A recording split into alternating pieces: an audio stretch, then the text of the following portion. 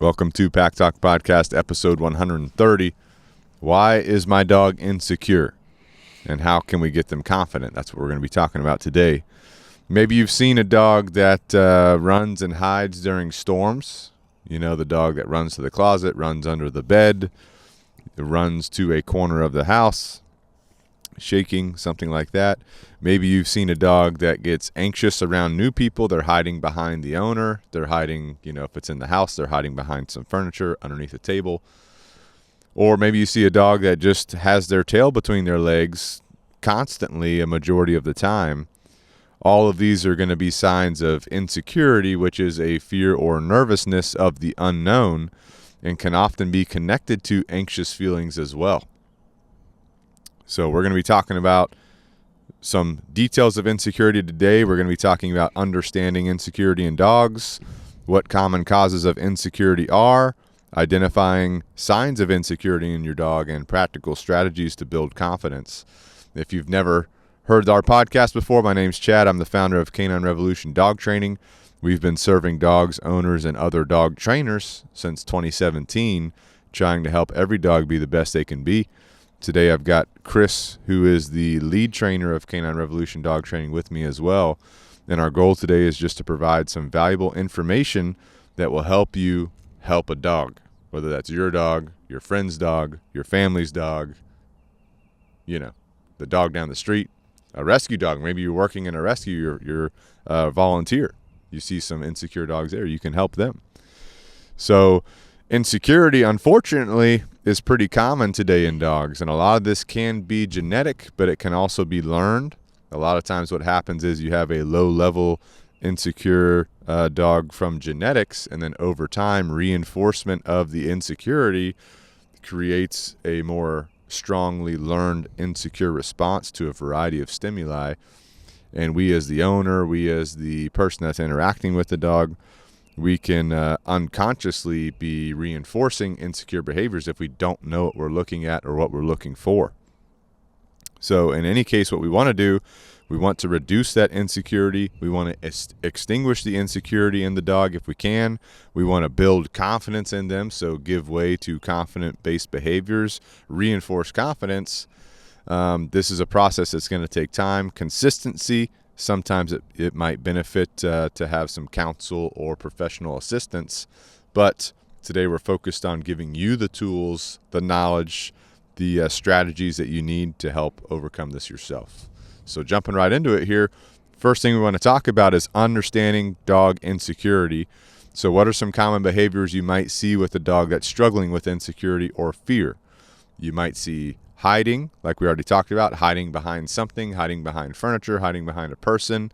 You might see some trembling. That dog might be sitting there or standing there, but it's got some little shakes or tremors going on in their muscles. You might see pacing. This is a common anxious behavior, but it can also be related in insecurity as well, because anxiety and insecurity are often intertwined. So you might see a dog that's pacing, but it's pacing from one hiding spot to another, or pacing behind something. So those are very common in insecure dogs. You might have excessive barking or whining, right? An insecure dog, if they feel cornered or they feel scared or fearful, they might start barking in an attempt to typically keep something away from them, whether that's another dog, whether it's a person, whether it's a particular environmental stimuli.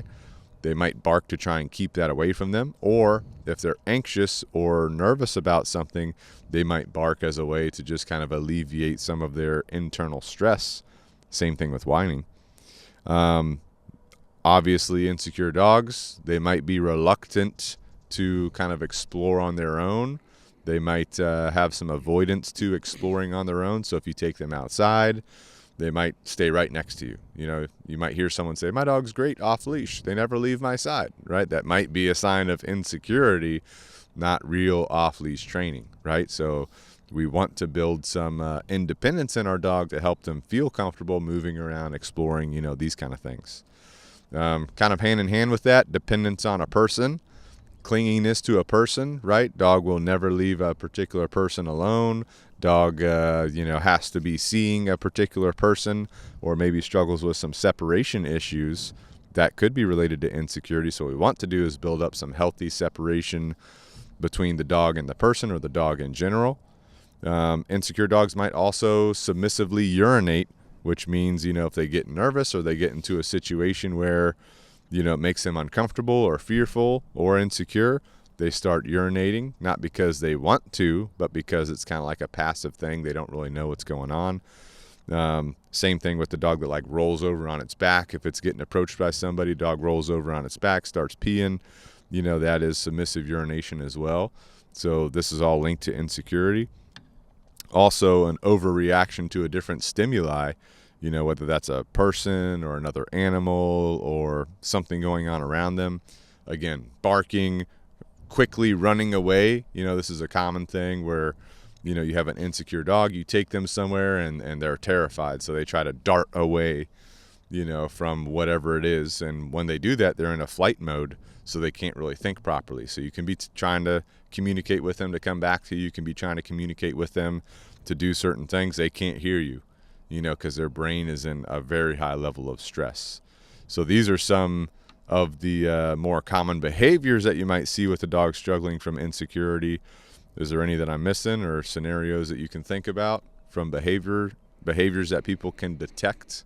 I think that covers most of the bases. I think, and I know we'll get into it, how there's varying degrees, right? Mm-hmm. So it might not be like some of these things you mentioned are pretty obvious. I think the general person could say, all right, yep, I see that. Mm-hmm. Could be something as simple as maybe your dog's not trembling or tail tucked or anything, but it prefers to lay in the corner or under the coffee table or up against the wall. Doesn't like to be out in the open. There's sometimes more subtle signs that could indicate your dog has some insecurity and things like that. That's not so obvious, but I think that's a good overall. Well, picking up on any little sign as early as possible helps you know what you're possibly dealing with. Sure. And then it prevents you from, unintentionally reinforcing the insecurity to become worse as time goes on, right? Well, yeah, so, especially if you got a young puppy, and you start to see the little things, right? Because it could turn into worse behaviors. Right, exactly. So if you got a little puppy, or if you just got a dog from a shelter and you notice that it's not okay with staying out in the open in the house, it wants to be up against a wall, up against furniture, behind things, underneath things, these are all signs of insecurity. So you want to go ahead and take some action on that by not allowing those things to continue to foster with the dog or the puppy, to prevent insecurity from escalating, right? You always want to de-escalate it. You want to reduce it as much as you can, right? Some common causes of insecurity. This can be genetic, right? So we've talked about this before in the past, but if you have a mother, she's insecure. You have her have puppies. Now the puppies are learning insecurity from her, and they have insecurity in their genetics from her as well. So they're learning from her, and they have it in them. So that's a common cause. Now what happens is, even if it's a low-level genetic insecurity, as time goes on, the puppy reinforces the insecure behaviors, which makes them stronger and stronger. Those behaviors escalate. The insecurity becomes worse and worse and worse, right? So insecurity, just like with anxiety or other behavioral problems, it will continue to escalate as time goes on if it's not addressed, if it's not worked on to reduce the insecurity signals, right? You've got lack of early socialization. So this goes hand in hand with what we've already talked about. It's kind of the basis of everything. You've got your genetics insecurity. It escalates over time. That could be a lack of socialization. It could be a lack of taking action. There are learned insecurity. So if you have a dog that's kind of like neutral, maybe it doesn't have a lot of insecurity in its genetics, and then you promote behaviors that promote insecurity, you're going to have a learned level of insecurity. So for example, let's say you have a puppy and there's a storm coming, and you are under the assumption that all dogs are nervous of storms. You get anxious, your dog begins to get anxious, you do certain things when storms come. You can actually create a insecure response to storms or other stimuli as well, so that's a tricky one. But the main thing is just do anything you can to not foster insecurity. Okay. Dogs can have negative past experiences.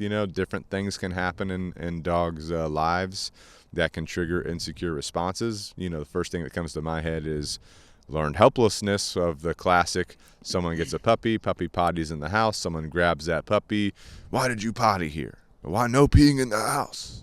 You know, these kind of spikes in energy can create a negative experience for the dog, which can trigger insecure behaviors, especially around particular people, right? Like if it's a dude that does that to the dog, maybe the dog develops an association to dudes, like a negative association, an insecure association, right? There can be insecurity that is caused by sudden changes in the environment or routine. So if you're a person with a very dynamic schedule every day, there's not very routine things about your day, those can trigger insecurities or anxieties too, because a dog doesn't really know what's going to happen in the day. The dog can't really rely upon a schedule. And then if you're inconsistent in the way that you handle or train your dog, that of course can create some insecurity as well. Other thoughts you have on what causes insecurity? Yeah, I mean, it's the balance of nature and nurture, and I think it's both. It's both things, but you can also, I think temperament can play a big factor. I think you can have, like, as you were talking about some of these things, it made me think of, I mean, Rampage is my dog. He's about a little over a year now, so I'm thinking back to, like, looking at his litter and making multiple visits and stuff like that, and little things that I saw. It's like always being observant, you know, so in one litter, any given litter, there could be various temperaments, you know, right. and how that dog responds. One of the things I do is I might drop something loud in the little pen where all the litter is, right? And sometimes you'll see all the like something loud, like a bowl, drop it, bang, it goes off. All the dogs have an initial response of, what the hell is that? And they kind of initially retreat, right? That can be an insecure response. We're kind of like, it's like, oop, little flight response kind of kicks in, right? Now you have some dogs that do not approach that item. They're like, hell no, I'm out of here. And they go run into the corner of the pen, right? And then you have some dogs, they recover. They're like, let me go check this thing out. And you can see the tail go from being tucked to coming out, right? And they're checking this thing out like, oh, not so bad. That dog probably will need less help later on. Like that dog's figuring it out. That dog that went into the corner. Right. I'm like, hey, if that's the dog I chose and selected to be my dog, that dog is potentially going to need more help because it's not going to overcome some of that stuff on its own. It's going to start to learn like that because it couldn't recover in that bowl scenario, right? So now that is a potentially traumatic experience, right? Like that dog couldn't recover on its own, so now that's just a terrifying thing, right? Whereas the dog that went to check it out on set, they're like, okay, not a big deal. Next time a bowl drops, it's less fearful, right? So all those, there's like little microscopic things from very, very young that are going on with a puppy, and so now you bring that into the rescue world or whatever. You get this dog that's 2 years old, picked up off the street, who knows how many hundreds of experiences that dog had that didn't self-recover, and it had learned experiences, could have been put in learned helplessness several times, and now we're like, well, why is my dog like this? Why is this dog super insecure? So you're going to have a little bit more work on your hands if you're wanting to build the confidence of that dog. Right. Yeah, I think that's a good scenario for like a genetic, that tells you the genetics. If you have that same scenario, bowl drops, and then you have a puppy that's running to the bowl instead of running away at all, that is like no insecurity in that puppy. But that also might not be good for you. You know what I mean? Like, you don't know. Some people are like, oh, well, I don't want an insecure dog, so let me get that dog, and then you got your hands full. Right. And I'm not saying that insecure dogs are like they're not bad dogs or anything like that, because there are some elements of insecurity that you might like, that a dog that generally will stay or closer to you versus there's like huge be benefits more to that, But you do want to have a balancing act with the insecurity as well. But it can be a problem in some situations, like the thunderstorm situation. Very common for a lot of people. It stresses a lot of people out. Oh, there's a storm coming, my dog's stressing. You got to okay, we got to reduce what we're doing to not promote insecurity for storms in the future as well. Yeah, and I was smiling when you were talking about that. That made me remember as you brought it back up. Like, reminds me of me with my dog Lola. Like, we did the whole closet scenario. Like, you've got your own room. She'd run in there. She's shaking. We're laying in the closet with her, putting blankets on her. It's okay, baby. And it I mean. To an extent, she's not like, she doesn't like thunderstorms or rain or anything associated with that. She's still anxious and insecure about that. We've come a remarkable way in recovering and helping her to cope with that, right? But we did so much damage essentially that it was very hard to undo that because we were doing that for years. You know what I'm saying? But yeah, we can get more into that later as far as overcoming it. But yeah, I mean, thunderstorms in general, like one of my dogs, two of my dogs, they like if the lightning is close and it's like shaking and the thunder's loud, which is common in the southeast United States, very heavy thunderstorms. My dogs, they don't like that either. Yeah. They'll sit there, they're shaking, but I don't like coddle them or anything. I'm just like, okay, like we're a little bit insecure, anxious right now. Yeah. The storm will be gone. We'll just carry on with what we're doing. Right. Which is better than like sitting there coddling. Yeah. Because if you're coddling and like talking to them and all that, that's going to promote insecurity, which can make it worse over time. Yeah. You do where you just kind of like let it be as it is, that insecurity will reduce over time. Maybe not get rid of it completely. There still might be some like trembling and stuff with storms, but the one thing you do want to be careful about, the pacing. If dogs are pacing during storms, you got to help them learn to settle down and calm down, which can be your downstay, can be your like place command, things like that. So we already talked about some common behaviors you might see. Let's deep dive some more into identifying signs of insecurity in your dog. We talked about some body language, but specifically, if you're looking at an insecure dog, you might see a tucked tail. That tail could be just lowered straight down. It could actually be tucked up between the legs. And we like to say, the tighter the tuck, the more insecure they're feeling. So if you have a dog whose tail is wrapped up against their belly, that dog is very insecure at that moment. If you have a dog whose tail is just kind of like down, maybe just the tip is like tucked between the legs, that dog is insecure, but not as high as the dog whose tail is like wrapped up along their belly, right? Lowered heads could also be insecurity. Again, all this is context dependent because lower head doesn't always mean that, but it could mean that in different situations. Generally, these would be like in line with each other. The tucked tail is the first thing you look at, and then the lowered head. If you have a dog with a docked tail, you're not going to be able to see the tail wrapped between their legs, but if that docked tail is like down where it's, covering the butthole, where it's like as tight as it can against the body, you can imagine that tail would be tucked between that dog's legs, right? Flattened ears can indicate insecurity. Lip licking, again, it's going to be context dependent, but it can indicate insecurity. Whale eye, where the dog's eyes are like freaking out, that's going to be a sign of insecurity. Tense muscles too, where they're like locked up or they're just frozen right there, or a little bit of trembling in the muscles. All body language signs of insecurity. Some behavioral cues that could identify that it could be a sign of insecurity would be hesitation. The dog's like hesitating. Maybe it's like looking back and forth, or maybe it's like looking to the side.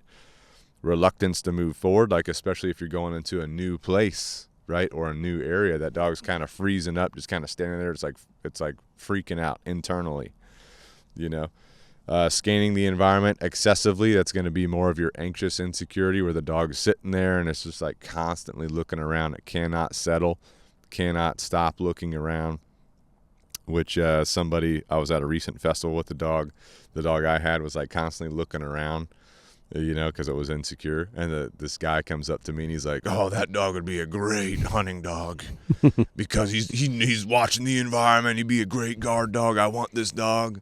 I was like, well, this dog's, belongs to somebody. You can't have this dog. But I was like, it's actually insecurity. He's like, no, I know dogs. I know this will be a good guard dog because he's keeping an eye on everything around him. I'm like, okay, Yeah.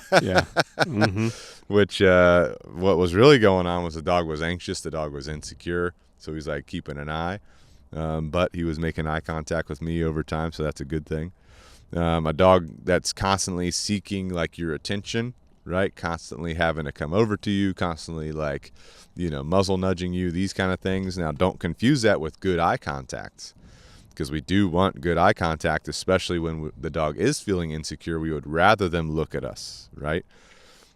Difficulty settling down kind of goes in hand with this other stuff. But like a dog that's, hesitant, stiff, not able to relax, these kind of things, all signs of insecurity. We want to promote relaxation. We want to promote confidence. We want to promote settling down. We want to promote checking in with us, eye contact with us in a healthy way. But those are some of your common behavioral cues.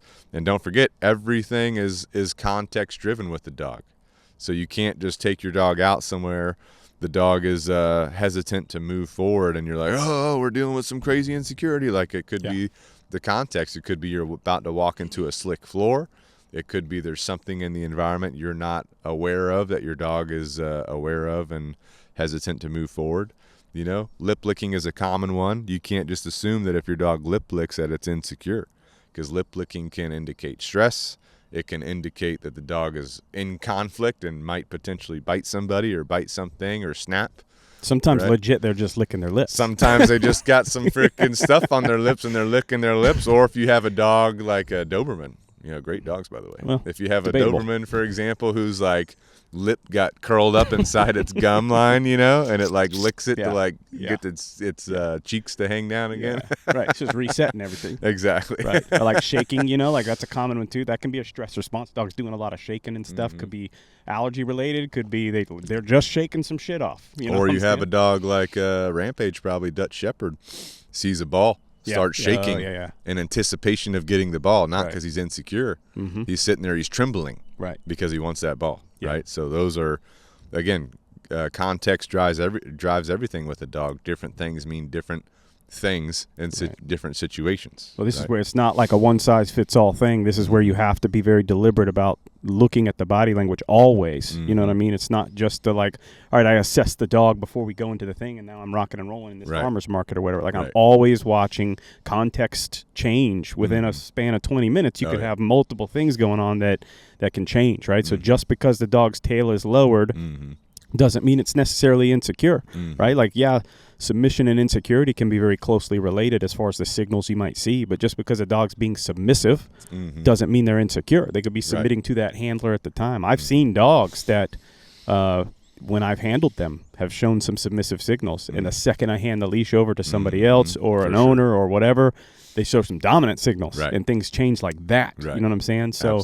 you have to look at the whole picture, right? You could, what if my dog's ears are up and their tail is down, right? It's like, in general, okay, my dog's head is down, they're doing the scanning, the ears are back, the tail is down, we've got a compilation of signals. We could probably assume there's some insecurity going on, you know what I mean? So you got to kind of take all those things into account. That's where it can get difficult. Right. And sometimes dogs are just chilling and their dogs are just, their tails are just down. You know, so it's like, we are trying to bring your attention to a lot of the common things, but again, you have to understand the big picture of what's going on with your dog, which is why you might need some counsel or professional assistance in knowing what exactly is going on. But I know me in particular, whether I'm training a dog or whether it's my own dog, it's probably just such a unconscious habit at this point. I'm just constantly, you know, either out of my peripheral vision or directly looking at the dog. I'm like, oh, tail's doing this, tail's doing that, hips are doing this, eyes are doing that. And it's just like subconscious thought just always going on. And I'm just always knowing generally what state of mind that dog's in. Like, oh, there's some insecurity. Oh, there's this. You know, or I take the dog to a festival and I see a little bit different body language. I'm like, okay, this dog is anxious about this. The dog's nervous about that.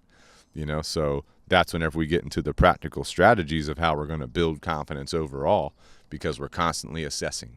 And me in particular, and I know you too, because we're dog trainers, as soon as we assess that, okay, there's a little bit of nervousness here, we're already thinking about what we're going to do to overcome that. And not every dog's the same, so you got to like play around with your dog training fundamentals to see what's going to work for that dog at the time to promote what's in the best interest of that dog long term. But for those of you listening, dog owners out there, reflect on your dog's behavior. Get into the habit of constantly looking at what your dog is displaying to you in different situations and different environments with different things going on. Read that and then start to apply some of the practical strategies for building confidence we're going to talk about in just a second. But if you get into that habit, you start to really understand what your dog's feeling, what your dog's thinking at different times, right? So some practical strategies to help yourself build confidence before we get into them. First of all, just understand whatever your dog is practicing is what they will continue to do. So if your dog's practicing insecurity, it will keep being insecure.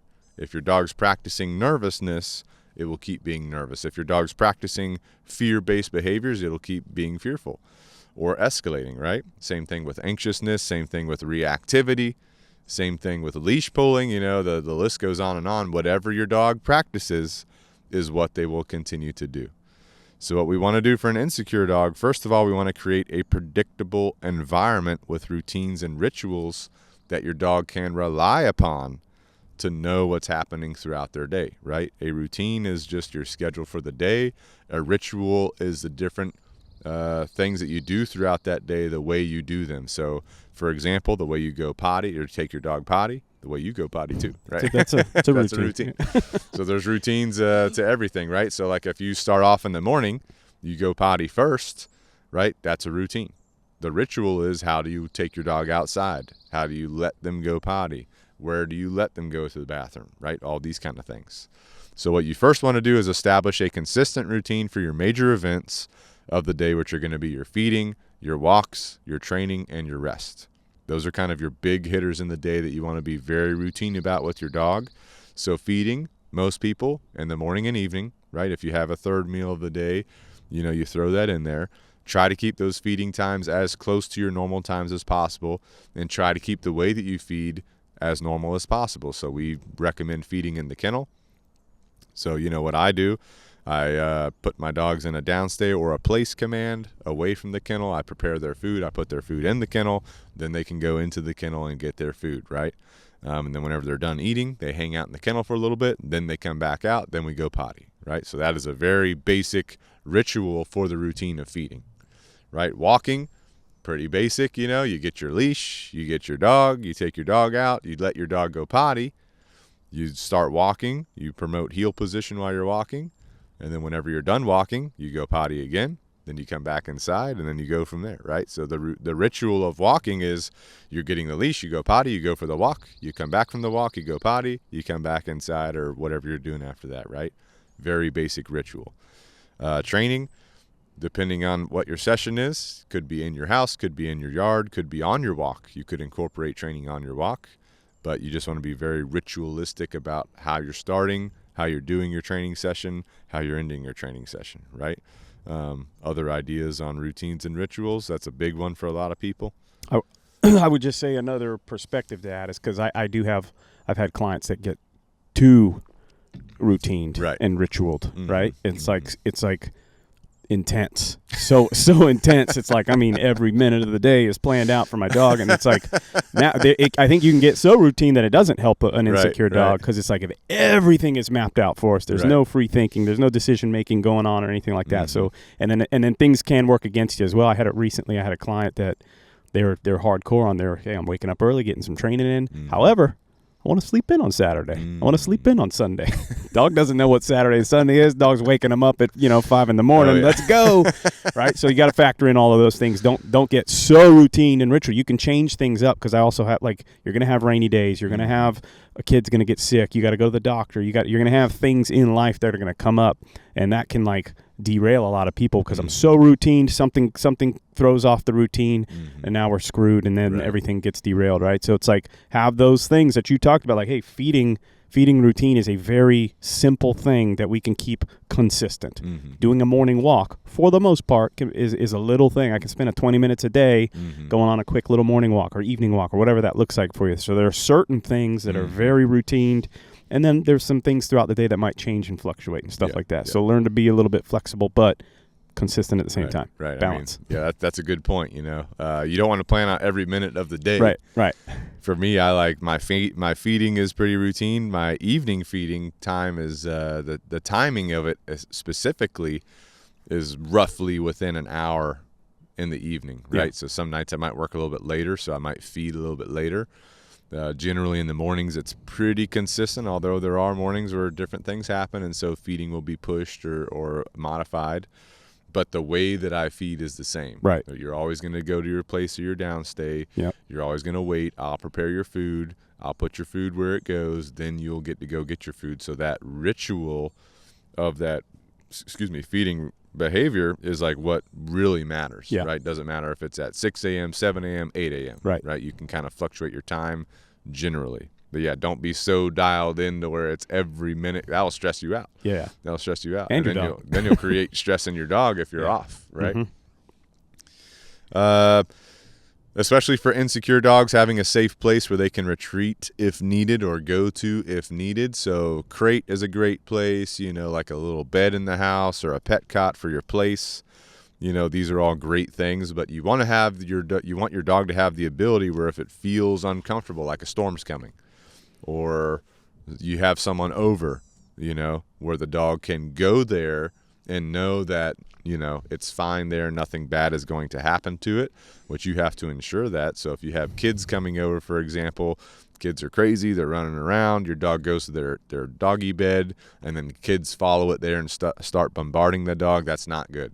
So if the dog goes to the bed or the dog goes to the crate, you don't want to let things happen to it while it's there. That way it has its little safe spot where it can hang out and, kind of feel relaxed in that particular situation. Focus on rewarding desired behaviors. So for me, the big ones are eye contact, obedience, and making good decisions, right?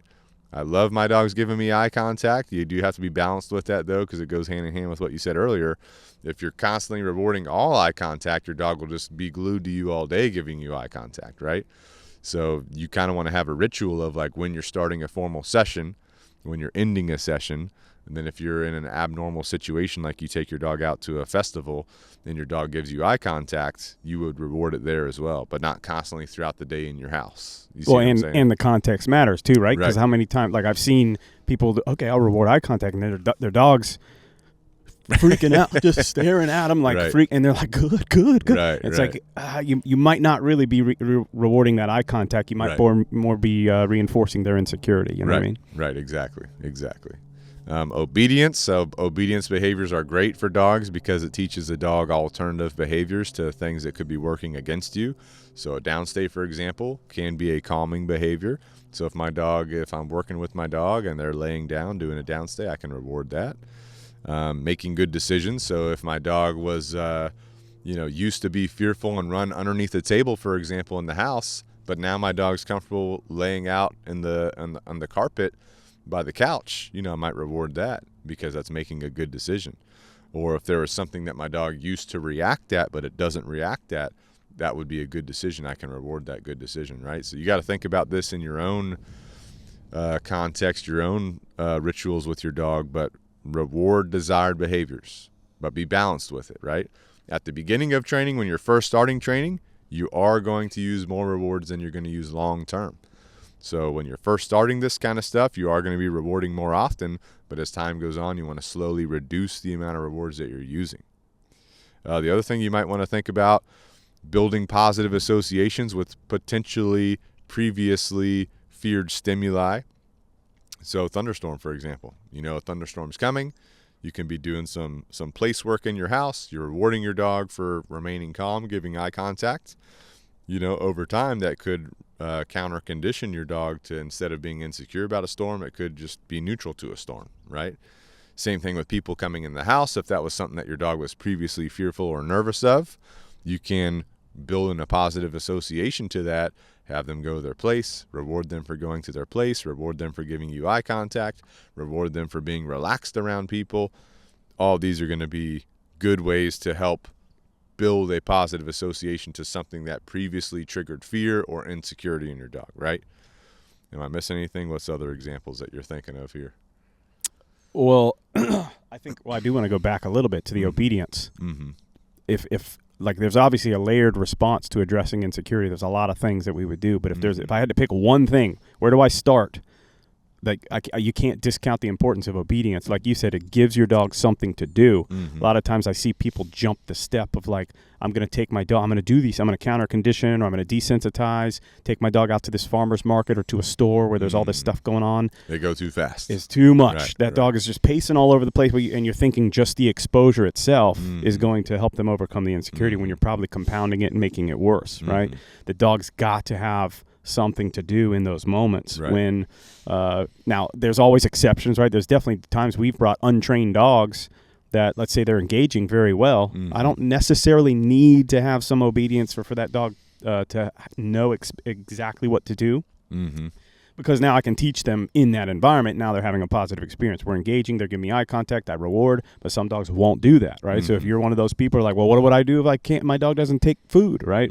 Let's go to obedience. We need to get obedience good to go. So when I tell that dog to downstay and they're freaking out about somebody walking past us, right? They survive that scenario, aka have a positive experience by holding the downstay, right? And then we can reinforce that downstay. Whatever person goes by, oh, we didn't die, right? That person didn't try to kill us, but they just walked by. And now we do this more and more and more. Now people walking by is not a big deal, right? But you can't really get there unless you've got a clear downstay in that specific example. So don't discount the importance of obedience. I would say 95% of the time that people come to us wanting help addressing their insecurity, they say that even if they say they've done obedience, it's not good enough to address what we're really looking for, right? Like your obedience has got to be sharp. It's like that's the fundamental. Everything starts at the base, right? The fundamentals. They've got to be super, super good in order to go to the next phase. Right. So, gradual exposure, right? So we don't want to overwhelm the dog. So what we recommend for a lot of people, if you're training your dog yourself at home, let's say you live in an apartment complex, right? A lot of times if you have an insecure dog, just walking outside into depending on the apartment complex layout, you've got some that have like the indoor walkways, you have some that have the outdoor walkways. But generally for a lot of insecure dogs, just going into the walkway of the apartment complex can overwhelm them. Yeah. So what you got to do is find a little area where you can train, whether that's inside your apartment or whether you have to get outside to a little like community grassy area and you start there. So we want to start with the basics. I wouldn't be taking my dog to a farmer's market or a festival. I want to start my dog at my apartment complex and make sure they can give me good eye contact. They can do a downstay. They can heel with me. They can come on command, on leash, and I got to make sure those are solid. So I have to gradually work on that because if I'm doing it at my apartment complex, I already have a lot of stimuli going on. So that might take me more time. But I build up those behaviors to where it's very solid. I can say heel. My dog will heel with me all the way around the apartment complex. It will come for me in the alley, in the walkways, out in the community area. It'll downstay with people walking around the apartment complex. Once I have all this accomplished, I know I'm ready to go to the next level, which might be taking them to like a hardware store. It might be taking them to a local park, but it's like a different environment. I'm not just going from the apartment complex to a farmer's market or a festival. Yeah. I'm going from the farmer's market somewhere easy. I'm usually going to a park next. Make sure at that local park, my dog will still perform all the expected behaviors there. If there's a struggle, then I'll keep going to the park for multiple sessions over the course of multiple days to make sure that we're making improvements at the park until the park is very easy to be at. My dog is not stressed. Only when my dog is not stressed at the park will I go to the hardware store. Right. Now, this is a big deal for a lot of insecure dogs because they got like a lumber section, they got shopping carts, they got noises. So I'm going to keep going to the hardware store over the course of days and weeks, however long it takes for different sessions, until my dog no longer has a adverse response to being there, right? It's comfortable there. It'll do downstays. It'll do healing. It'll do come commands on leash.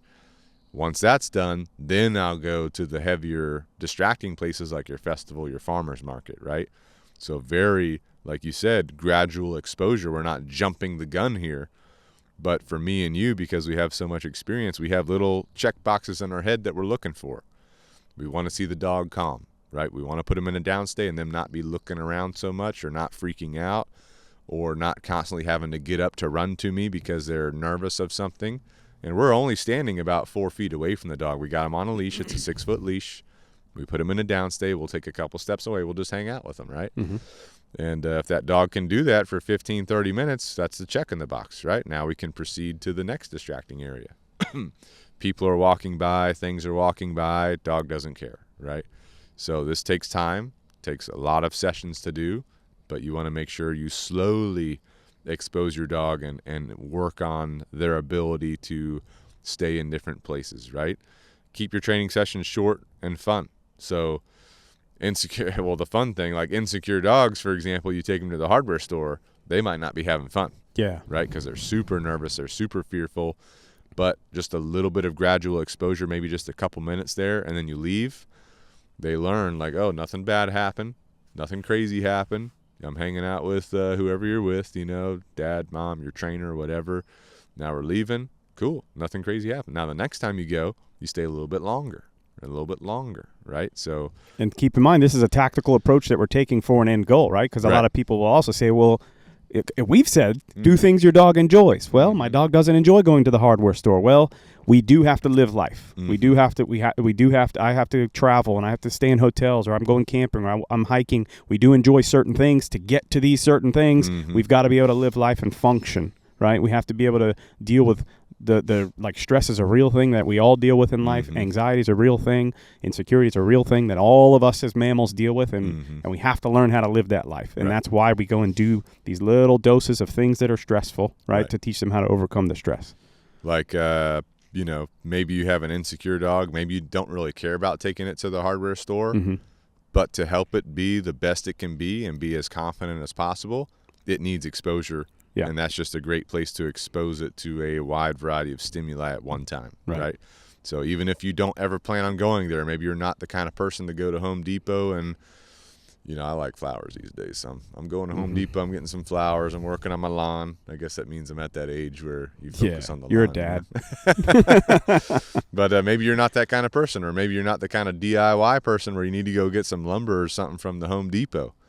Taking your dog there for a specific goal of building their confidence gradually is why you go there, right? Not because you need to work on a project or something like that. And generally when I have an insecure dog, I'm not going shopping at the same time I'm doing training. I'm going for training. Shopping is a different trip. You see what I'm saying? No, that's a really good point, because a lot of people try to mix the two sometimes, which is fine. You can when you get to a certain point, but not at the beginning. Hey, I got to go to the farmer's market to get some stuff. I might as well bring the dog and tackle two things at once. Like, most of our sessions that we are bringing our training dogs to these places, we're buying nothing. We're not shopping. We might mingle. Hey, how you doing? Like little things like that's good, but my sole focus there is the dog, right? And I'm moving through the crowd. I'm moving through the hardware store. I'm focused on the dog. I'm progressing that dog, right? My sole purpose of that trip is dog training, because what that does is it allows you the opportunity to back out and bail out, right? Hey, my dog's overwhelmed. This is not a good time to do this, right? Versus I show up, I'm like, well, I really got to get these flowers for the project I'm doing. It's Saturday. It's my only day off. Fuck it. Let's power through and get what we get. Now the dog has a horrible experience, right? So I'm there for the dog. I've got the ability to say, bad call. Let's go to another place, or back out, and we got some other work to do. Right. And I still want to support, the local vendors at the farmer's market or the store that's letting me train my dog there. So I'll either take the dog home, come back to do my shopping, whatever it is on my list, or depending on where you're at with your dog, put your car back in your car, turn your car on so it's got AC. Put the dog back in your car. Yeah. You said the car back in your car. Put the dog back in your car, turn on the AC, let it hang out, because your car or your dog most likely is relaxed in your car. I don't know why I'm mixing those words up. Yeah. But it's relaxed in there, so then you just go do whatever you're doing, come back, then you guys leave, right? Yeah. So try to separate the two until you get to a point where your dog is confident and you can do both at the same time. Right. Because for me, that's the end goal. Yeah. Being able to do things with my dog, right? But I have to get there, which means planning out those sessions where I'm focused on my dog, giving my dog 100% attention, so that I can get to the point in life where my dog's just with me, doing things with me. You see what I'm saying? Obviously, during all this process, you are going to be building strong trust with your dog and a bond with them. So experiences build trust. So the more of these types of things you're doing with your dog, the more your dog is building trust with you, right? And understanding you're a consistent and reliable leader, which are very important. But you're reading your dog's body language, you're respecting their boundaries, you're finding what their threshold is. The threshold is distance to distraction. So if you take your dog to the local park, for example, you're walking by the kids' playground area with the swing set and your dog's starting to freak out, you need to figure out what is your distance from that playground where your dog can still engage with you, still give you eye contact, still taking food rewards. If you get closer, does your dog stop taking food rewards, not able to focus on what you're working on? That means you're too close. So for example, playground is 10 feet away.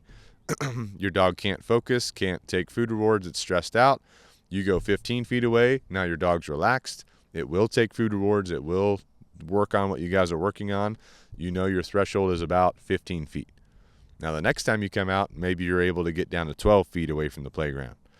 You see what I'm saying? So over time, you would reduce your distance to the playground to where your dog is not stressed even 5 or 0 feet away and able to work on what you're working on, right? So that's what you're kind of looking at when you're doing these sessions with your dog. And a lot of times you do it right, it doesn't like I at least me, in my experience, it doesn't have to be a multi-day thing. Sometimes it is, right? Sometimes that threshold is a slow over time, but a lot of times you do this right. The second I get out of the car, let's do some engage. Where's my dog at? All right, you take it at a tier response. You could probably relatively quickly close in that distance a lot. You know what I mean? Versus go right into it. Right. I also feel like the more you're experienced with this kind of stuff, the faster you can kind of work on these things because you know what you're looking at. You know how to kind of push dogs a little bit, but still instill the confidence at the same time. But if you don't have the experience, it's okay. Just take your time. Just focus on those check boxes, like checking the box.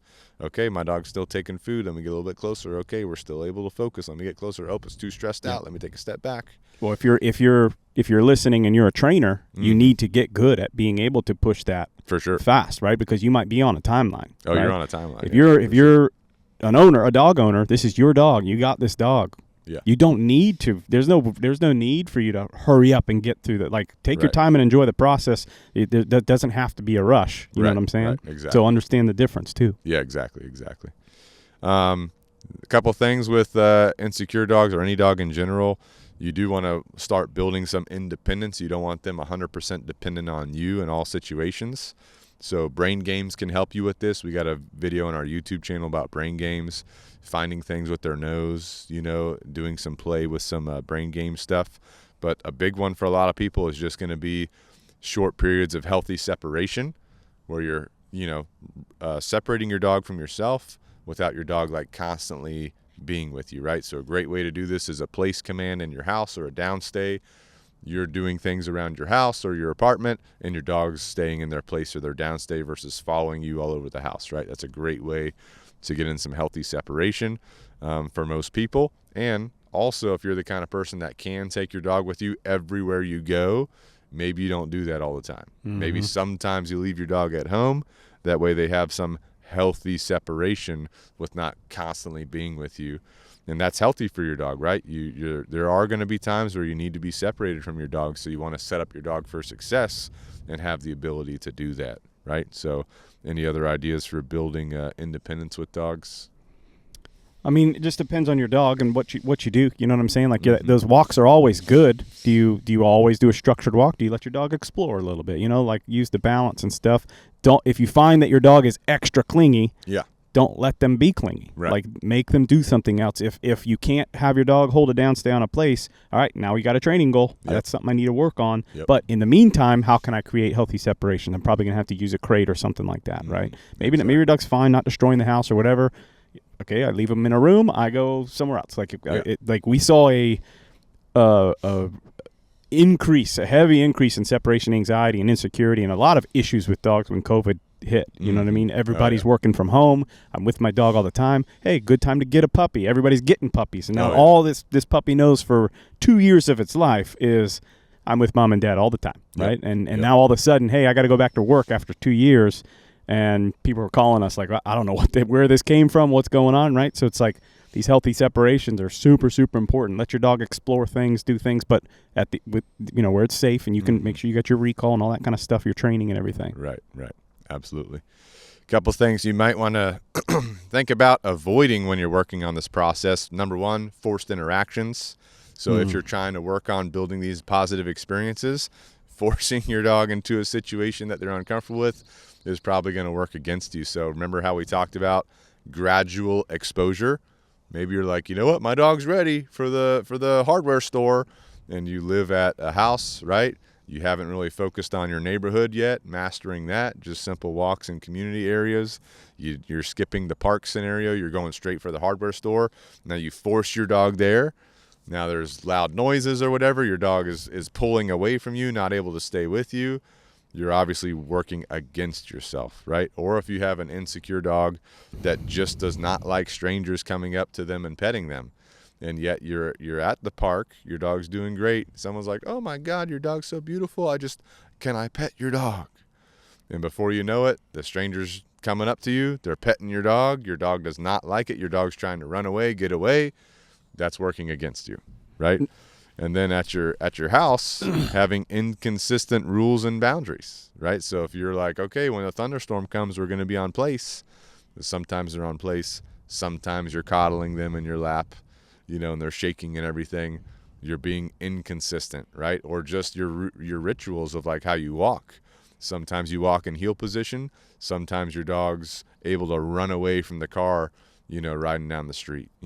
Inconsistencies, they foster insecurities and anxieties.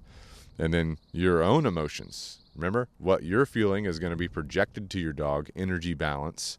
So you have to work on your own anxieties and insecurities yourself to help your dog work on theirs. So you and your dog are helping each other overcome your own insecurities, your own anxieties, your own things that are going on. So other things to avoid or comments on that? Yeah.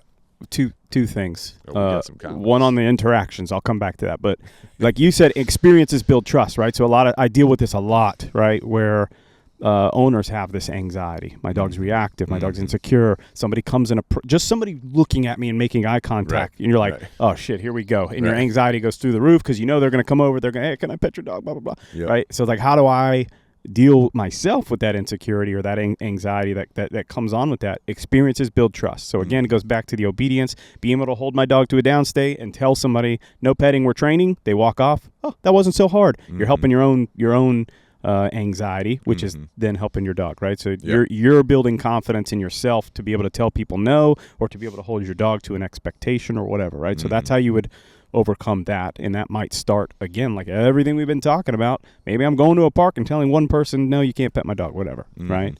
But then on the interaction thing, I wish people would just take that off of their checklist, right? Like dogs my dog has to be pet by everybody. Like I get it. That's a cool thing. Like I want to be able to go take my puppy out and people, oh, can I pet? And we don't have any issues. We don't have to stress about it. But it's like, no, your dog. Some dogs, even with high level training, just aren't that dog that needs to be pet by people, by strangers or whatever. Like I don't typically like interacting with strangers. Not that I'm not friendly and I can have a conversation with somebody. It's just not something that I go to seek out. You know what I'm saying?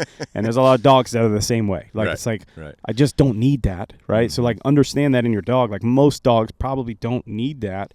So just take it off the list. You know what I'm saying? And maybe we'll work up to it, maybe not. I have to tell my clients a lot, like, we got to be realistic with what we're doing here. Like, let's first address this issue of insecurity, and then we'll talk about interactions. But you may be, for the life of that dog, watching it around people. That dog might have some serious insecurity that's turned into some serious behaviors that are safety concerns for other people. Maybe your dog has developed a biting behavior as people approach, right? And it's like, you can go so far into that dog gets so reinforced with it that's always an option for that dog, right? And you have to understand that, yes, I can still get that dog to function in society. I can still make that dog a safe dog, but it doesn't need to be pet by people, right? That doesn't need to be a goal. So that's my rant on you also got to understand your dog's boundaries, kind of going off of what you're saying. Yeah. If you have an insecure dog that's developed a behavior that could be potentially a safety issue for different situations, you got to understand your dog's boundaries, and not push the boundary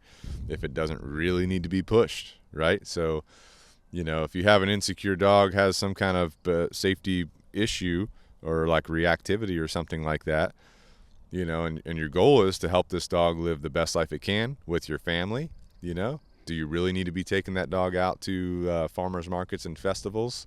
Probably not, because unless you're ready to be on your game 100% and have zero error, it might be too much of a risk factor for you to push that boundary. Yeah. You're like, hey, my dog's living a great life. I'm taking my daily walks. I'm able to take it to the park. I'm able to take it hiking and do all this kind of stuff. But loud, busy crowds might not be your thing, right? That kind of stuff. So, I know my own dog, Bane, he doesn't like people petting him. I can take him into a crowd, and he is fine now.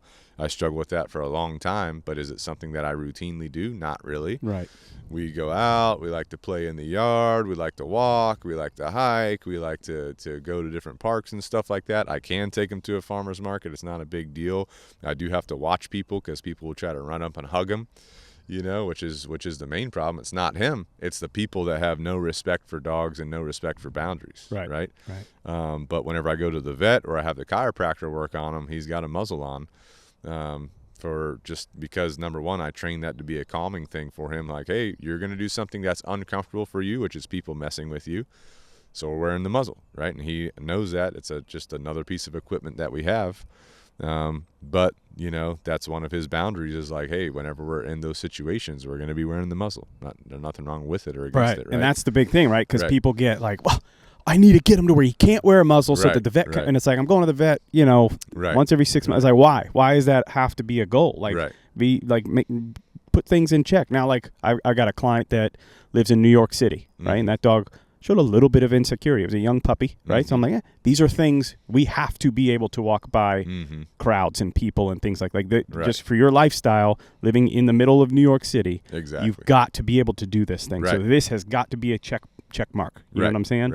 For some people, why do we need to do that? Like, what's going to fit your dog and set you guys up for success? Exactly. So trying to have the dog live the best life they can doesn't mean the dog's going to do everything that maybe you think a dog should do, which is to be that cute, cuddly dog that everyone can pet. That might not be in the cards for your dog. Hard to say. We won't know until we work with your dog specifically, or until you work with your dog to a point to where you're actually doing these scenario-based training things. You got any stories of insecure dogs that you've worked with that have overcome the insecurity and are living a great life? Well, I mean, we got countless ones, but I do have one right now. I got a dog, Coda. Awesome dog. She's great. I don't know exactly how old she is, but she's young. But she's one of those ones that's like she could end up not good, right? So like she has a very initial insecure response. Like I remember like the first time I went to get her out of the kennel, she went way to the back, tail's tucked. She's kind of side-eyeing, growling, ears pinned back, right? Yeah. As soon as you got her out, tails, and like if you could it's crazy. Like you could literally see her walking in one moment with her tail down, and then boom, chest up, heads up, tails up. You know what I'm saying? So her recovery is very good. So with the right training, like I don't think for her insecurity is going to be a factor as long as the owner can maintain this stuff and keeping this in mind that the insecurity is there, right? But that we want to continue to foster the confidence. And I think she's that type of dog that's like 2-3 years down the road, insecurity will be no factor. She'll just be a confident dog as long as we do the right things. You know what I'm saying? They do have to be consistent with their training long term. Right. But this is also that dog that you have that bad experience, and they're not allowed to recover because of something we do or whatever we keep. Like, let's say I just take that dog right now at the phase of training she's in, and I hit that farmer's market, and I can't hold her to obedience because she's not 100% to the obedience or anything like that, and I continue to just flood her with negative experience. I think I'm giving her a good experience because I'm giving her exposure, but it's really constant negative experiences. That insecurity will fester. It will take over. That ability to recover is going to diminish over time, and now she's going to become a super insecure dog. Who knows what that's gonna turn into? Right. Got to be careful. I remember a dog named Malone came from a rescue that we worked with a couple years ago, and what happened was that the rescue had given this dog to a foster. The foster was transporting the dog. I think they stopped at a rest area or something to let the dog go potty. Dog freaked out, because of cars or something like that. And this was a very insecure dog. Dog freaked out, pulled the leash out the hand or something, and took off into the woods, gone. So they had to hire some trappers, come in, try to trap the dog. They did trap the dog. They got over several weeks, right? Right. Yeah. It took a long time. They got the dog back, trapped the dog. Goes back to the rescue. Rescue calls, hey, we need to send this dog to you, right? So they send the dog here. Or I went to go pick up the dog from where it was staying at. So I go pick up the dog. I'm looking at the dog. Dog is hiding behind furniture, pacing, like you can't get close to it. It's like running around. You can't get to it, right? Hiding behind things, tail super tucked, heads down. Definitely I'm looking at this dog. I'm like, it's definitely a risk of biting me if it gets cornered, because it's right now it's in flight mode, so it's able to get away from me. But if I get it cornered, then it feels like it has no flight. So now it's in fight mode, and those dogs that are insecure like that, it's not every insecure dog, but you get the right dog for that, they'll just snap. They're not even thinking about it, and that could bite you. So I'm like thinking about that.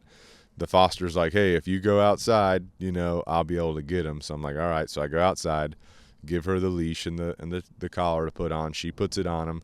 She brings him out to my truck, and the dog's freaking out, walking out. So I'm just like, okay, this is one of those things where the dog is stressed, but we have to get it through this. Obviously, we have to get into the vehicle to go, right? Yep. So I just ended up grabbing the dog and throwing him in my truck. He wasn't happy. He was very stressed out.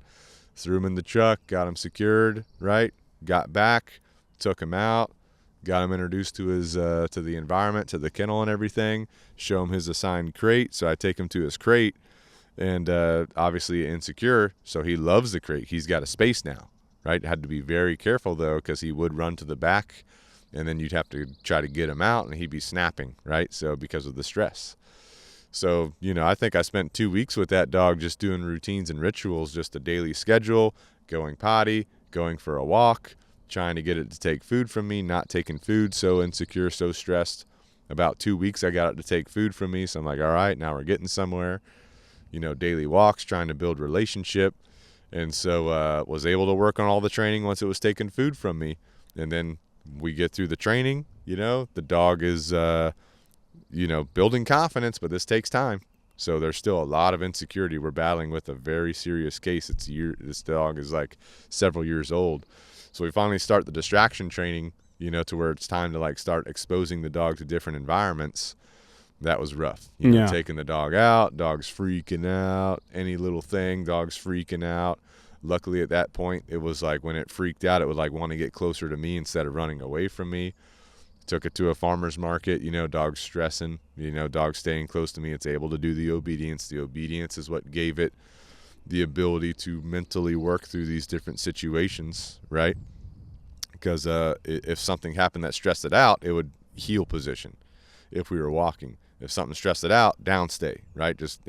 Not like a relaxed downstay, like a tense downstay, but still a downstay, right? And so got through all that. Dog, we established as much confidence as we could. I think the dog was here for 8 weeks or so. And then I took it back to the foster, trained the foster on how to maintain the training. And now that dog is doing great, right? The fosters ended up adopting it, and they take it on its daily walks. There's other dogs in the house that it plays with and everything. They're able to let it off leash outside and play in the yard and everything, call it back, no problem. So, but it took a long time to get that dog to that point where it can live the best life possible. Now, they don't take that dog out to farmers markets. I do think they take it out to parks. They've come to a couple of our alumni group classes with the dog.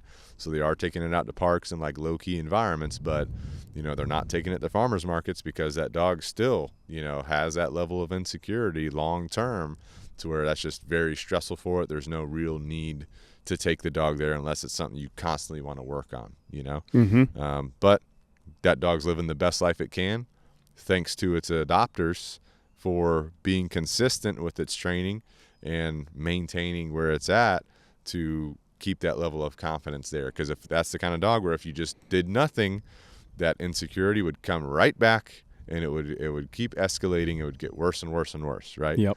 So something you got to work on. But like Chris said, there's been a ton of dogs with insecurity that we've worked with, whether it's a low-level insecurity or a very extreme level of insecurity. And the main thing is taking your time with it, have a gradual progression with it. Think about how am I going to build the right behaviors with this dog? What am I going to promote, right? You don't want to let that dog practice insecure behaviors because what it practices long-term is what it's going to keep doing, right? Yeah, so. And it's that training lifestyle. I've said this a lot, what I mean? A lot of people get into this perspective of I'm going to send my dog over to training and fix this issue. I'm going to change the brakes on the car, so to speak, right? And it's going to come back fixed. Mm-hmm. It's this is now a lifestyle thing, right? Just like you said with Malone, if you even 12 weeks of training, if you go right back to doing what he was doing before that training, he's going to go right back to being insecure. You know what I'm saying? So it's you got to understand what that dog needs continually to continue to improve. Yeah, Malone's going to be an insecure dog. His life. His whole life, he's going to be an insecure dog. He can be put in that situation where he can go right back to that insecurity, but by maintaining a certain lifestyle with him, he's able to overcome and know what to do in the right context. Exactly. And that's the thing about dog training people get confused about. They think they can send their dog to a trainer trainer's going to fix the dog, it's going to come back no problems. That's not the case. It's a living, breathing being. It's got its own personality. And so, like you said, training is a long-term lifestyle change. Right now, if you send your dog to a trainer, the trainer's got the dog for like 8 weeks like I had Malone, obviously you're not going to be doing that amount of work. There's going to be a maintenance program to maintain the level of training that the dog's at when it comes home, but still things to work on, right? Well, also let's not put it all on the owners, right? Because you got to the trainers, if you can't communicate that to an owner, if you can't properly instruct an owner on how to do what it is you did, because how many times do we hear that? Well, yeah, when it's with the trainer, he's perfect, right? Well, there's a human element to it, right? But there's also a training element to it. You as a trainer, you can train that dog. Can you train that owner to take over what you've done with that dog, right? And that's why it's best to be partnered with a trainer over the long term. Exactly. You know what I mean? Like just the board and train by itself is not going to be successful. Doing just private lessons by itself, you can be successful if you're dedicated. I'm not saying that either of those can't be, right? But a balanced approach of like what we do, a good board and train program that also supports the owner for the lifetime through private lessons, that's what's going to be your best bet. As the dog trainer, you are that owner's coach. Yeah. So you've got to be ready to work with them long term to make sure they know what they're doing, right? You can't get frustrated with them, you can't get upset with them.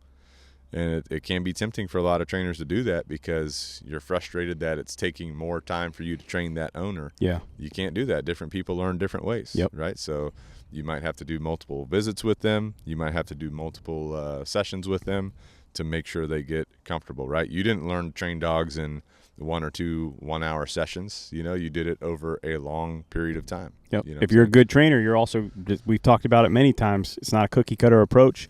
You might have to use different tactics. You might have to figure something out that you've never done before with a certain dog to overcome a certain thing. Owners are no different. You know what I mean? You might deal with an owner that's extremely fit and in shape, and telling that person to walk that dog every single day is no factor. That's easy. Tell them to walk that dog an hour a day. Easy day. I can do that. Right. What if that person's not as healthy? What if that person's wheelchair bound? Right. Can you troubleshoot those things, right? Because now I've got an insecure dog that it needs to be held to expectations. It needs to be worked. It needs to be mentally fulfilled. Right. And all owners are different. How can I troubleshoot that scenario? If you're a good trainer.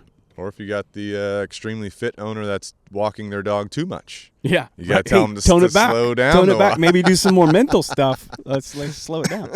Your dog's a puppy. That happens, People are like walking their dogs all day. I'm like, dude, you need to you're creating an issue for yourself with all this endurance and stamina you're building. Yeah, for sure. Yeah, no, that's a good point. So good to go. Any closing thoughts other than what we just talked about?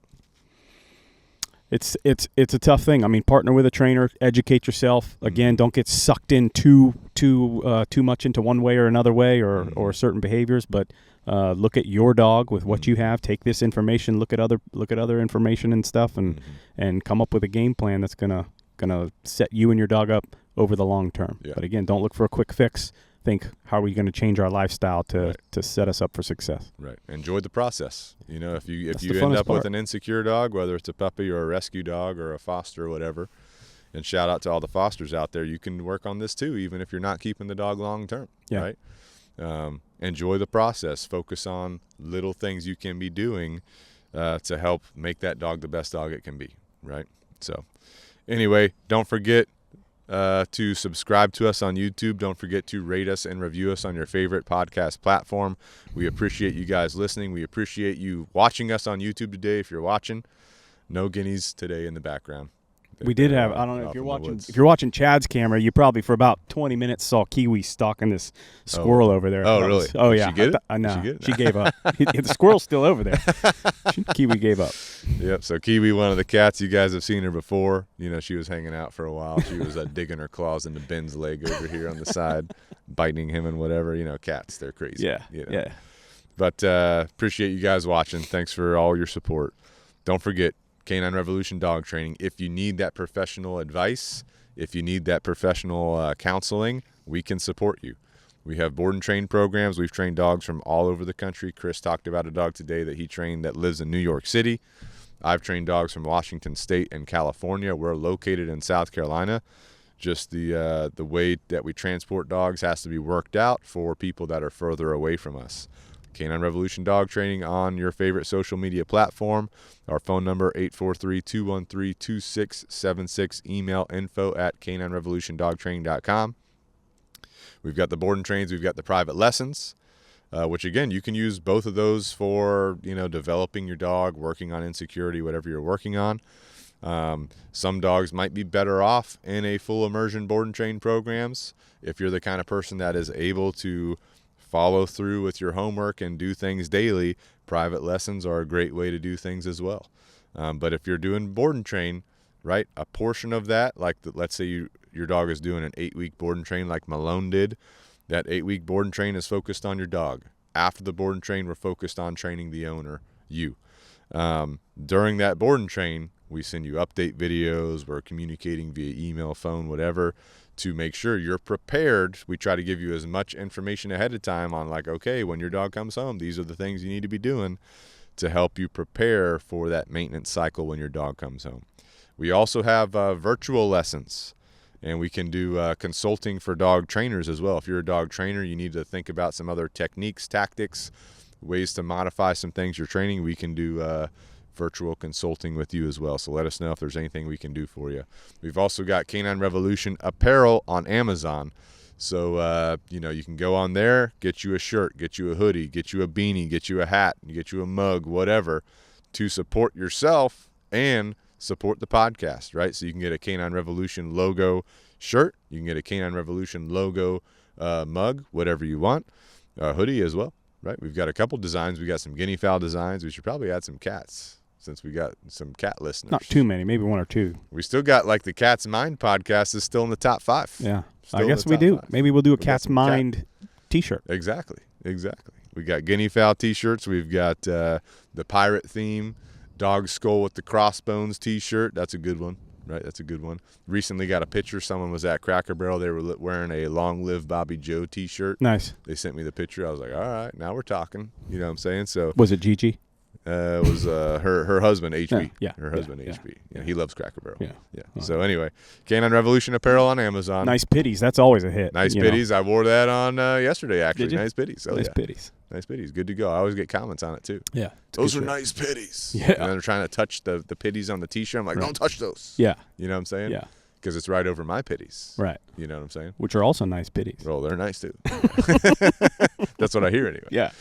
So anyway, that's Canine Revolution apparel on Amazon. Next up, we've got We Feed Raw. That's raw food delivered to you for your dog. Optimal diet for your dog. We know that. We've talked to Dr. Temperament. We talked to Amy. We talked to Dr. Jacobson, right, who's big on providing your dog the essential amino acids that your dog needs to promote a healthy heart, healthy muscle. You're not going to get that anywhere better than We Feed Raw. So they now have the new formula of the freeze-dried raw food, which Sarabi's loving that. Yeah, she eats that for breakfast, and she eats the traditional, like, wet raw food for dinner. So you got your We Feed Raw. They got you covered. They also got treats on there, raw treats, things like that. So you go to WeFeedRaw.com, discount code Canine Revolution, spelt out, Canine Revolution, all caps, no spaces. That gets you 25% off a meal plan, and you can cancel a meal plan at any time. So you go there, you sign up for the meal plan, you try it out, then you can figure out if you're going to keep doing it. Maybe you use it as a topper on top of your kibble, which is better than just kibble, right? Or you go full raw and get all the benefits of a long-term raw food diet for your dog. So it makes a big difference, right? We've also got Canine Super Supplements, the letter K, number 9, supersupplements.com. These are supplements for your dog to enhance your dog's diet that you're already feeding them. So especially if you're feeding kibble, you need Canine Super Supplements to enhance your kibble. If you're feeding raw, the Canine Super Supplements just enhances what's already the raw is providing. So high in protein, high in good fat. It's got, organ meat in it, all ground up. It's a powdered supplement. They've got the weight gainer formula. They've got the multivitamin formula. They've got the joint support formula. So even if you're feeding a raw diet, you add in that joint support to support the joints. Extra. Yeah, support the joints long term. They got the puppy formula, which you can give to adult dogs too, not just for puppies. And yourself. I've eaten it. Well, yeah, you just throw it in your protein. Yeah.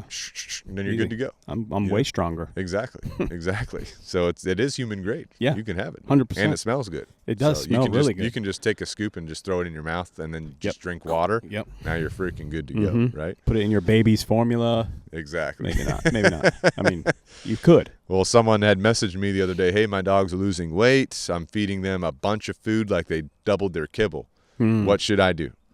Right? And I said, hey, well, first of all, you might want to get their poop checked for worms, because if they have like worms, it can, they're not able to uptake nutrients, although you're feeding them kibble, which is not ideal nutrients anyway, because they said their dog was just shitting liquid diarrhea. Yeah. I'm like, that's not fun. Not fun for the dog, not fun for their insides, fun for anybody. not fun for you cleaning it up, not fun for your yard, know? So anyway, I said, hey, check them for worms, see if you need to get a dewormer, but go ahead and add in that weight gainer.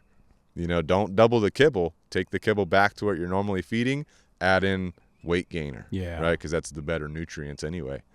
And so I'm waiting to hear back. She got the weight gainer. She's adding it in.